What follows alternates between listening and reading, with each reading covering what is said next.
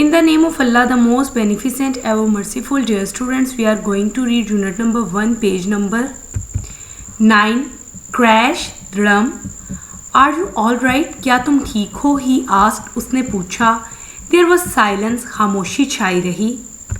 Nico Bobinus felt his way back in the pitch dark. निको बोबिनस गहरी तारीकी में रास्ता टटोलता हुआ वापस आया. Until his hand touched the man's leather jerkin.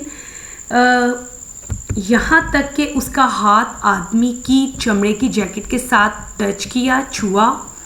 The man was lying as still as death. आदमी यूं साकित पड़ा था जैसे मर गया हो. But he was breathing. लेकिन वो सांस ले रहा था.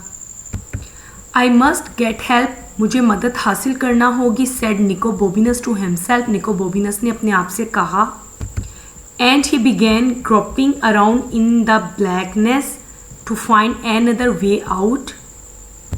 और उसने कोई और रास्ता तलाश करने के लिए अंधेरे में टटोलना शुरू कर दिया.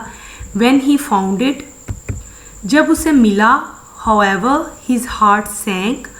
उसका दिल डूब गया, ताहम उसका दिल डूब गया. The only exit appeared to be a narrow gap down by the floor, no more than a foot high. बाहर जाने का वाहिद रास्ता फर्श के नज़दीक एक तंग सा खला, नैरो गैप तंग सा खला मालूम होता था जो 1 फुट से ज़्यादा बुलंद ना था. I can't squirm through that in the pitch dark. मैं इतनी गहरी तारीकी में नहीं घुस सकता. He said to himself. उसने अपने आप से कहा. But at that very moment he heard Rosie's cheerful voice saying. लेकिन उसी लम्हे उसने रोज़ी की खुशबाश आवाज़ सुनी. You can do it. तुम ये कर सकते हो. Nico Bobinus spun round and there to his immense surprise. निको बोबिनस तेज़ी से घूमा और नहायत हैरत की बात ये थी. immense surprise, हैरत की बात ये थी. was nothing, वहाँ कोई भी नहीं था. no रोज़ी, ना ही रोज़ी. no anybody, ना कोई और.